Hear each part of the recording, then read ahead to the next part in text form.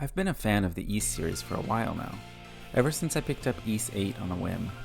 Since then I've gone back through the series and played all of the games. East 10 was one of my most anticipated releases this year, so I was excited to finally get a chance to play it. I played on the Nintendo Switch and recently did an unboxing video of the physical deluxe edition. I also provided a couple free codes for the East 10 and East 9 soundtracks in that video, so check that out if you're interested. With that out of the way, let's dive into the review. I want to start things on a positive note by going over the pros. The first one is the vibes.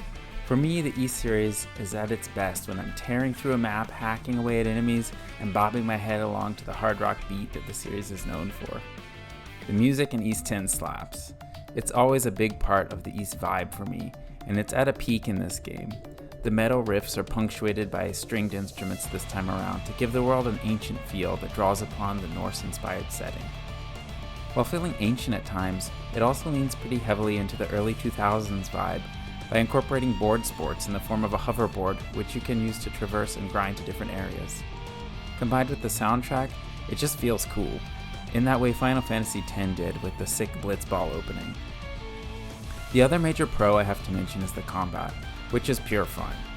You can change the difficulty to make it more of a hack and slash on the easier settings, or ramp it up so you have to be more strategic with dodging, blocking, and leveraging your skills. Speaking of which, there is a skill tree that you can use to customize by filling in orbs. It's also reminiscent of Final Fantasy X's sphere grid. Those are the main pros, which may not sound like a lot, but that is a majority of the game and what I come to the East series for.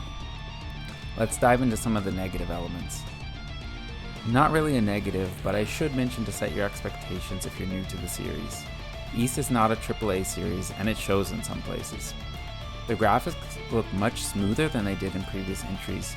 The characters particularly look great, and some of the textures like wood and metal are pretty detailed.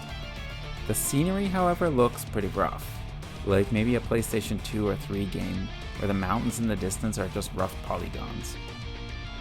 Other technical pieces I should mention were frequent pop-in and long load times on the Switch. The load times wouldn't have bothered me so much if there weren't so many loading screens between areas and cutscenes, which brings me to my next major con. The story to gameplay ratio feels very off, especially for an action game that you pick up because you just want to hack monsters while rocking out.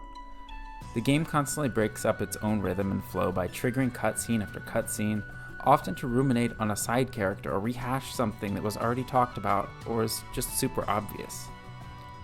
Another thing that broke up the flow was how many surface level features and meaningless activities there are. All of this just makes the world feel more sparse.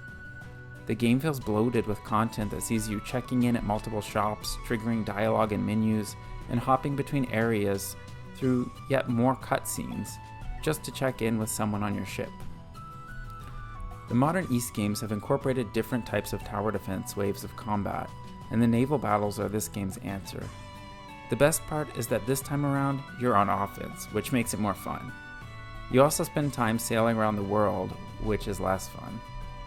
The ship, while not fully a negative, it can be fun at times, is painfully slow and often feels tedious in combat. You do get to upgrade it as the game goes on, which makes it faster and stronger, but it's still pretty clunky. Overall, I enjoyed my time with East 10.